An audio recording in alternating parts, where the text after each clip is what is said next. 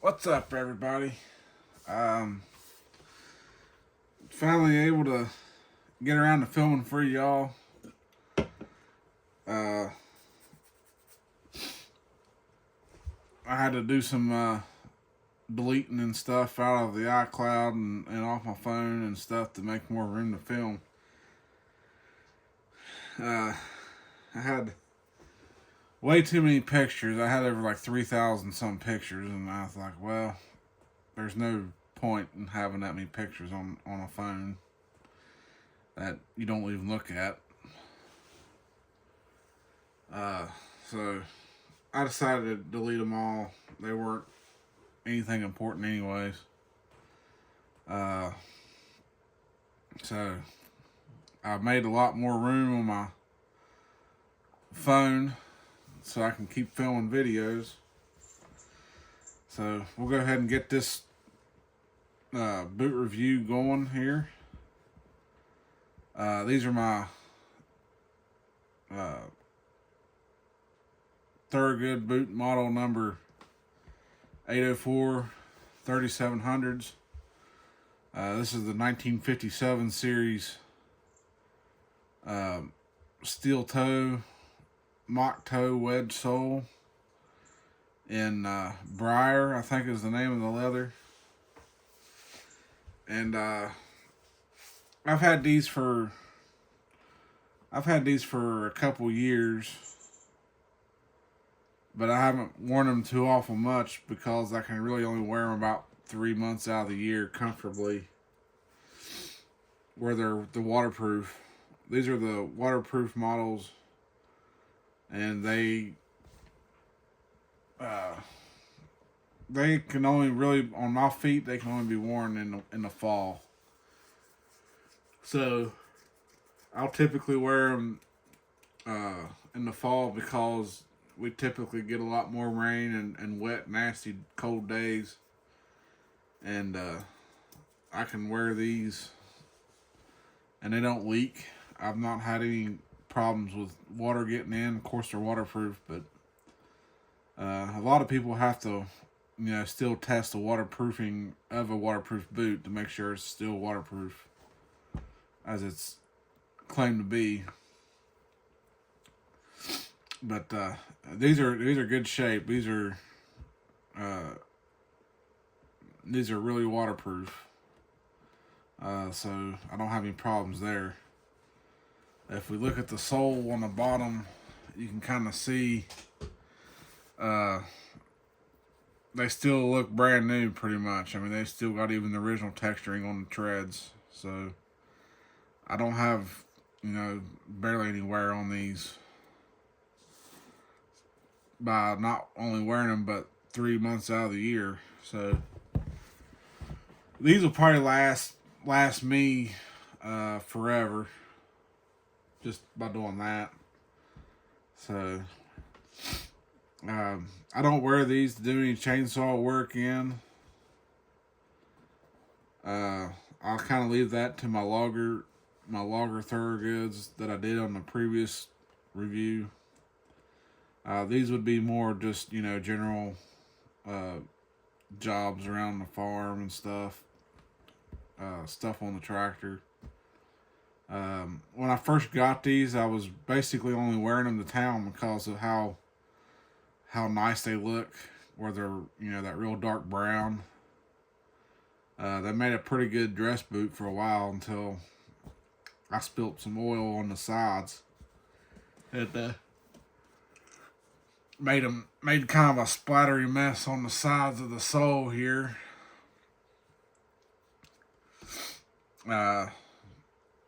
But stuff happens. They're a work boot.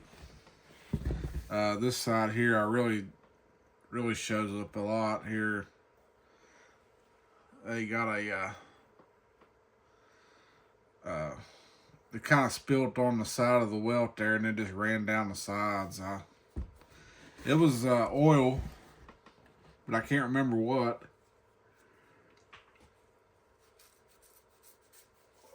Oil from somewhere. But The only thing I don't like about these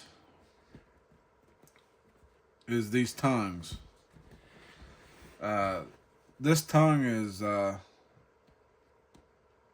probably one of the most ridiculous tongues I've seen them make for a boot. Uh,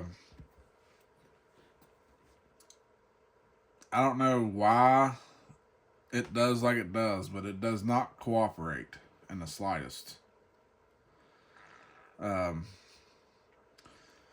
it's taken, a long time, just no more than I've been able to wear them, but it seems like it's taken that much longer to get these tongues to actually lay somewhat normal. But they do not like to cooperate.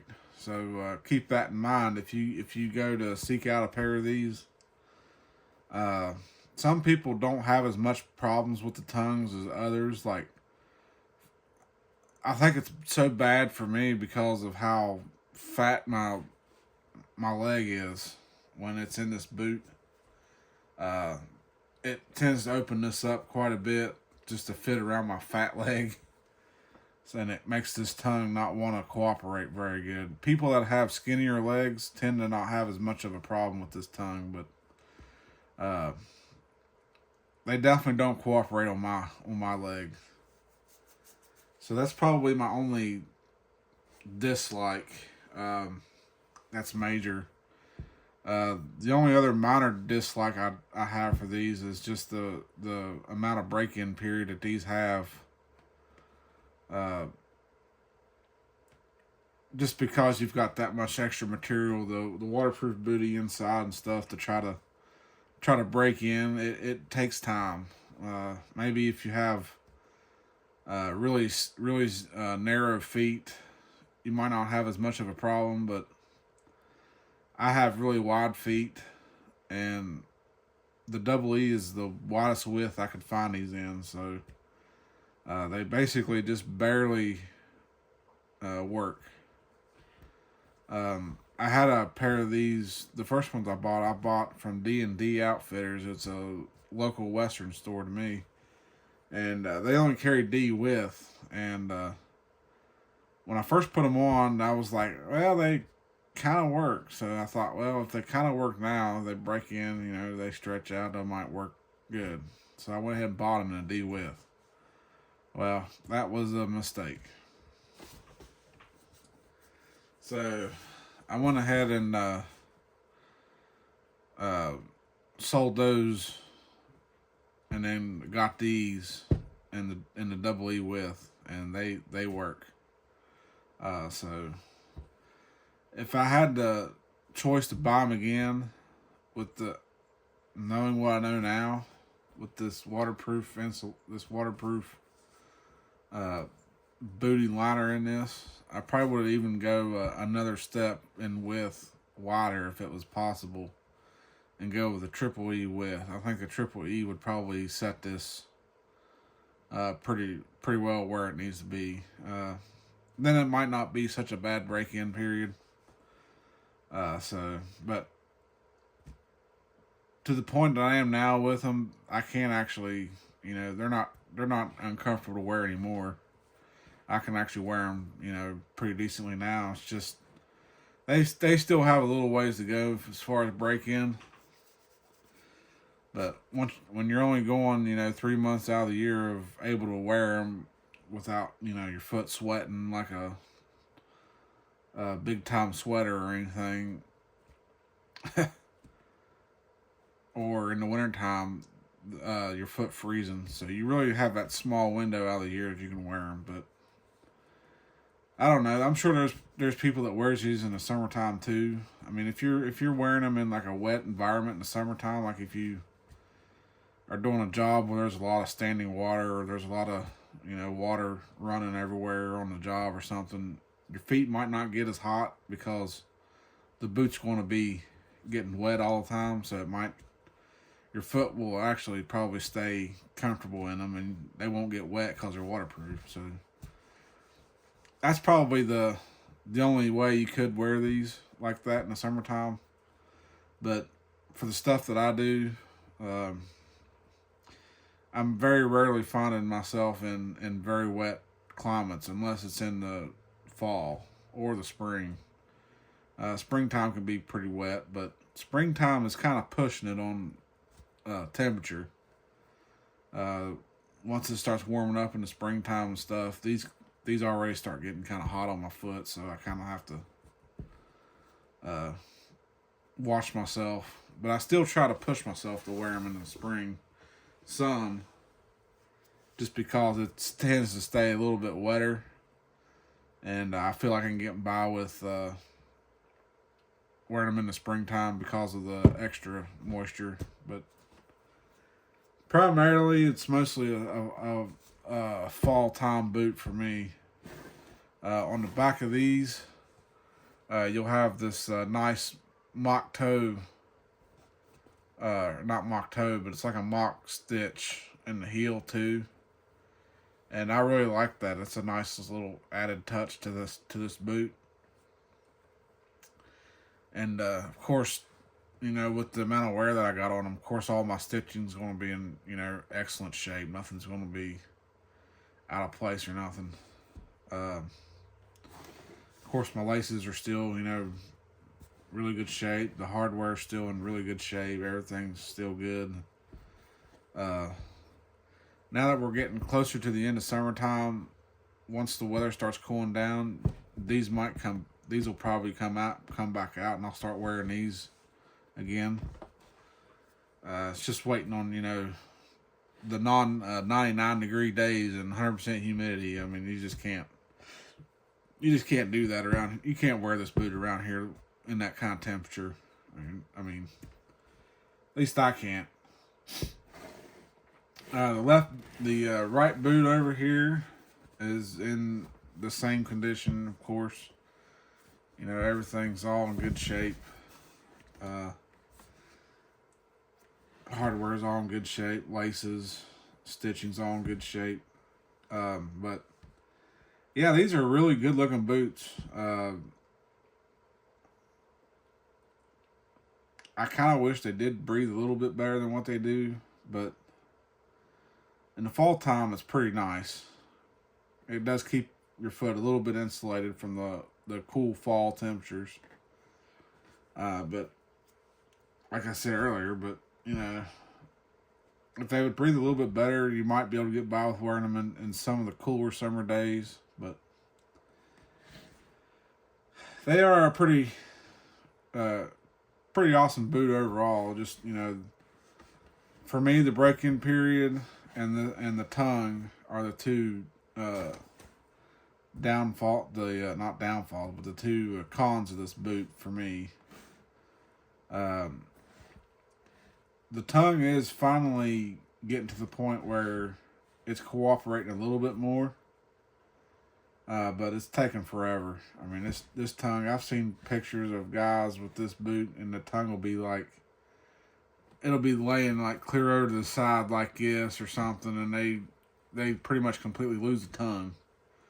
For whatever reason, it's just that they probably didn't take the time and properly mold the tongue like they were supposed to by making sure it stays straight every time they lace it up.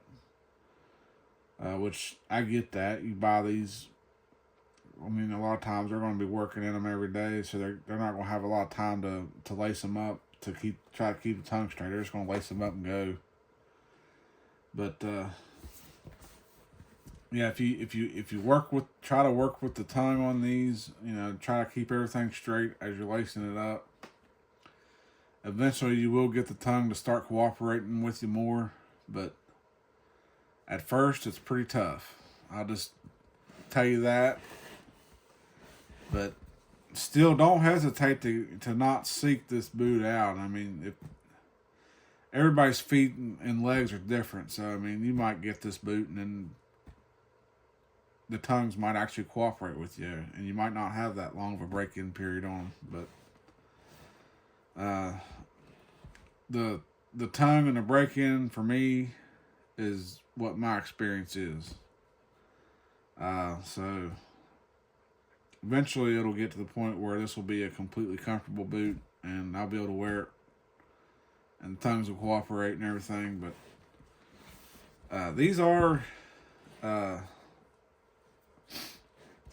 surprisingly not that bad price wise. I think they were right around the same as the regular mock toes. Just maybe $10 or $20 more just because of the extra material, but they're not outrageously more expensive than the regular mock toes.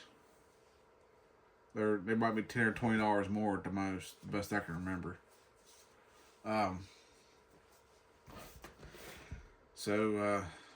Yeah, I believe that's probably going to about do it on this one. Of course, my pull loops are still in good shape. Nothing's broke there.